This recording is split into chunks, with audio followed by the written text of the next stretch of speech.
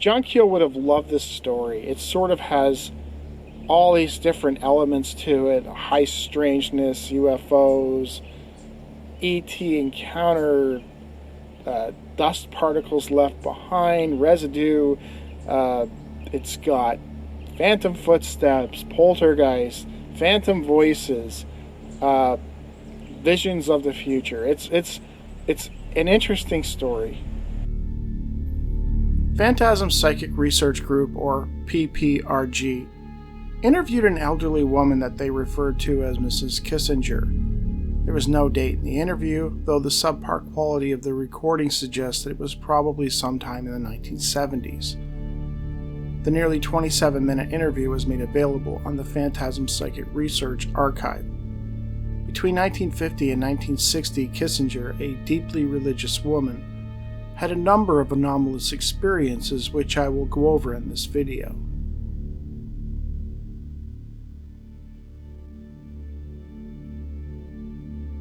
Mrs. Kissinger's story began on an evening in September 1950, 5 p.m. She was driving home with her 3-year-old granddaughter in Connecticut. The exact location was not disclosed. Off to the right there was a large open field. There were not many cars on the road that evening. Kissinger claimed she heard an odd noise and slammed on the brakes. Her granddaughter alerted her to a, quote, peculiar airplane that seemed to drift in on their right side. To Kissinger, it looked like a large spinning top. It appeared to be metallic or aluminum. She stopped the car, and together she and her granddaughter watched it. Kissinger recalls feeling drawn to the object and recalls words being formed in her mind.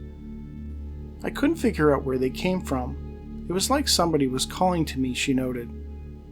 Suddenly she realized the car was caked in a fine dust.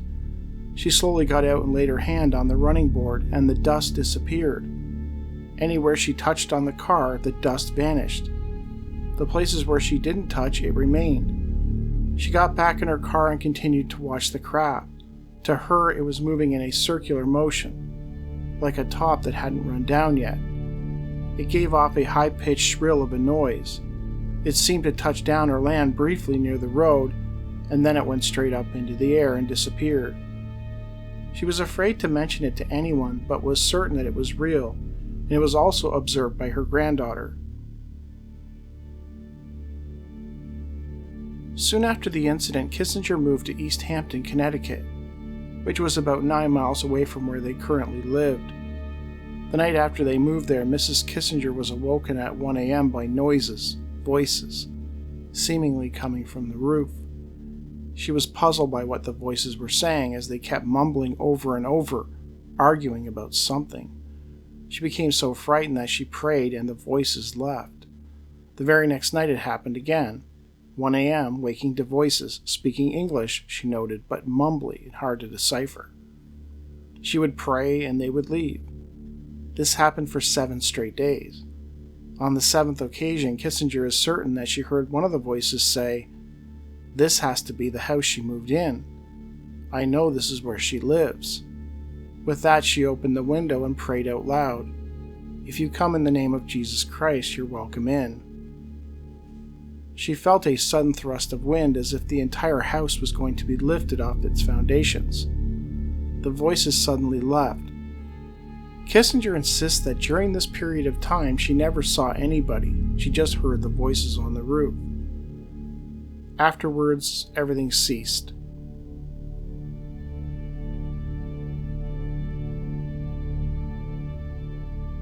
About a year later, Kissinger began experiencing poltergeist activity in her home, including feeling and hearing presences, seeing her deceased grandmother as she looked to her when she was a child, usually standing in the kitchen, unknown footsteps, and various other anomalous things.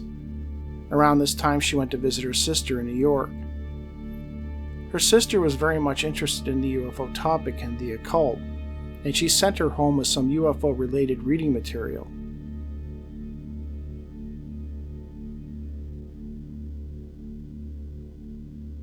Around 1954, Kissinger had what she can only describe as a vision of her neighbor's house on fire while doing the dishes in her kitchen one night, and knew that the fire had something to do with the telephone. She warned her neighbor to get house insurance and jokingly told her of the vision, though Kissinger admits that she only half believed it herself. Sure enough, a few months later, a tree fell on a power line next to the home, which sent 38,000 volts surging through the telephone unit, setting fire to the home. The firefighters managed to save the house. The neighbor later admitted that she was going to use the telephone when the incident first happened, but remembered Kissinger's weird warning and ran next door to get help instead. Had she touched the phone, she learned, she would have almost certainly died. It was with this that Kissinger came to understand that the vision, or whatever it was real. She didn't quite understand why she received it, but she knew that it was real. Kissinger eventually moved to another house further up the street, though that didn't put an end to her experiences.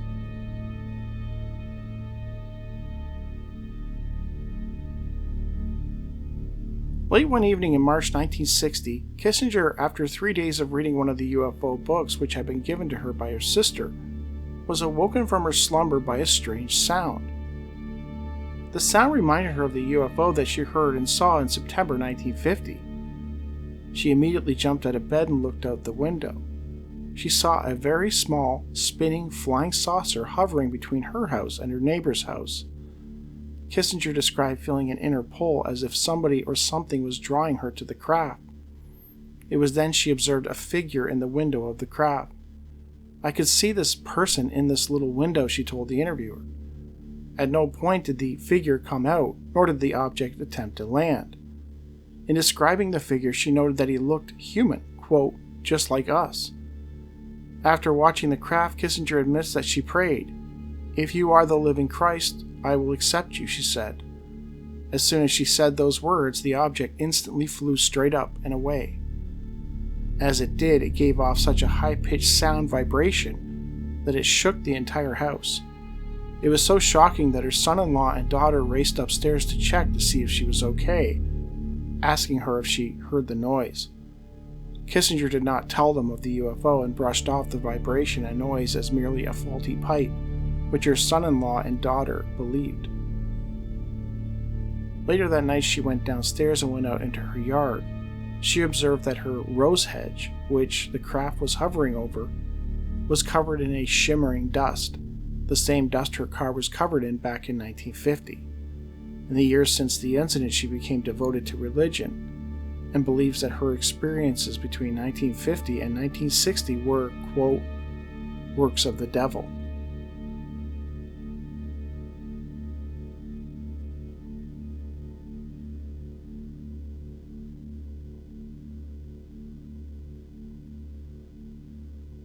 On the evening of July 21st, 1992, Helen and David Reeve were taking their nightly walk through the forest near their home in Burt Lake in Michigan. As they neared a clearing, they both noticed a smell which they thought was diesel exhaust fumes. The sun was setting at this point, and it hindered their ability to see somewhat. They had grown accustomed to these evening walks and were rarely spooked by anything, though the smell of diesel alarmed them somewhat. They wanted to find the source and listened intently for the sound of an engine, but there was nothing. What was causing the smell, they wondered. At that point, David noticed something moving in the forest about 10 feet in front of them. Whatever it was behind some birch trees. He whispered to Helen that something was in the woods. Helen then saw 2 blue lights about 6.5 feet off the ground that looked like, quote, glowing marbles. She whispered to David, "Something is looking at us." Thinking she had seen light reflecting off an animal's eyes, she told David that she thought it might be a bear because it was, quote, very tall. David remained silent throughout this portion of the encounter. Being concerned for their safety and with the light fading, Helen took David's hand, turned him around, and they began quickly walking home.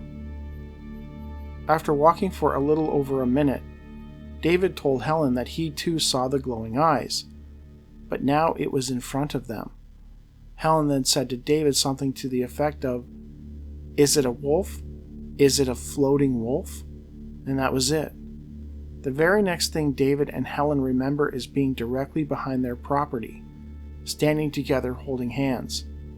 Somehow they had returned home, but neither could recall how. When they entered their house, Helen noticed that David had 2 small scratches on his neck. David commented that Helen had them on her neck as well. Both admitted that the experience was very strange, and later that night, when they went to sleep, both suffered horrible nightmares, which neither could recall upon waking. The next morning, David and Helen checked each other's necks and were shocked to find that the scratches had completely vanished. They continued to suffer from these terrible nightmares for the remainder of the week. They could never recall anything of these nightmares, only that when they woke, they were in a great deal of distress.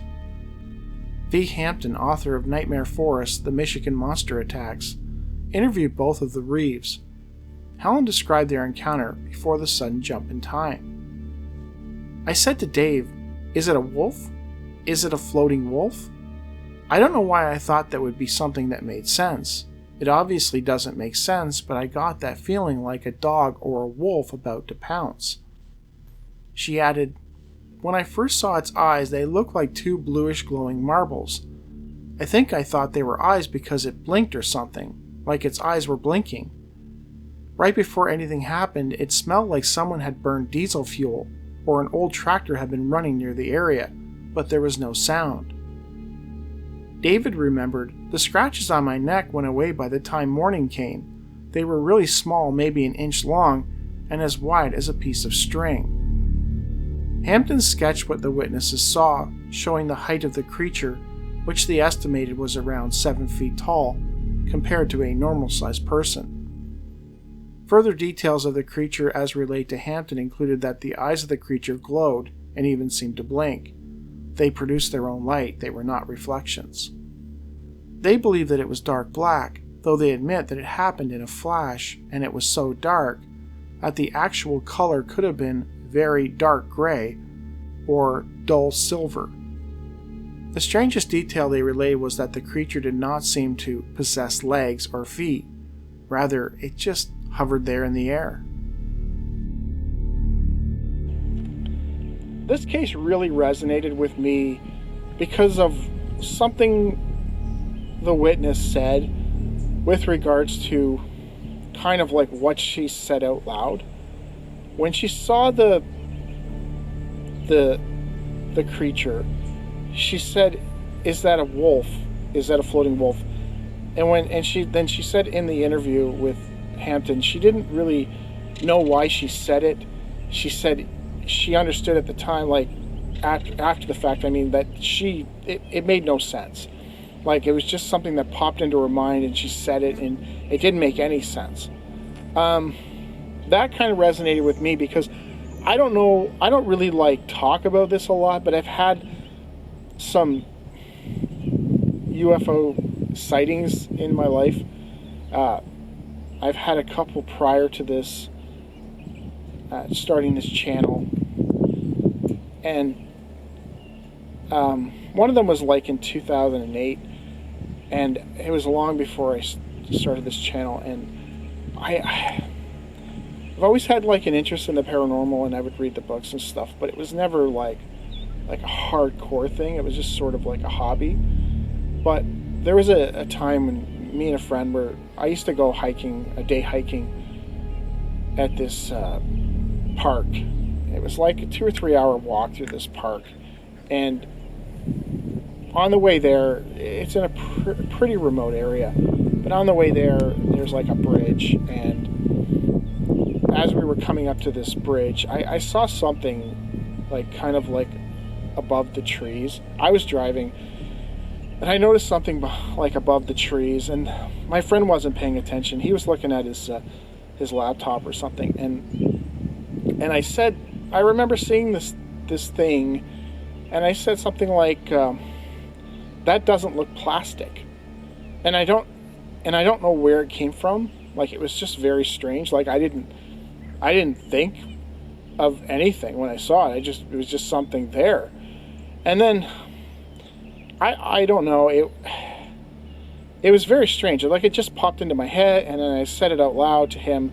and he didn't really know what the heck I was talking about. He kind of looked over, like, "What are you talking about?" And then I said that water tower or something like that, and then I said, I don't remember a water tower ever being there. And then he kind of looked, and as he was like, it was so fast, we were going so fast that like as we were like coming up to the bridge, he kind of looked up, and we were already kind of like at the point where we would be like, it would be covered by the trees. So he didn't see anything, and I was looking back, and I didn't stop the car because it didn't register at the time. It was just weird. But it wasn't even weird at the time. It was just something there. But anyways, so I was looking at it, I was like, that's kind of weird. I don't remember a water tower there. And of course, there's no water tower there ever. And I don't know what I saw, but it was a big, I don't know, it looked like a water tower. It kind of looked like the top of a water tower. But anyways, I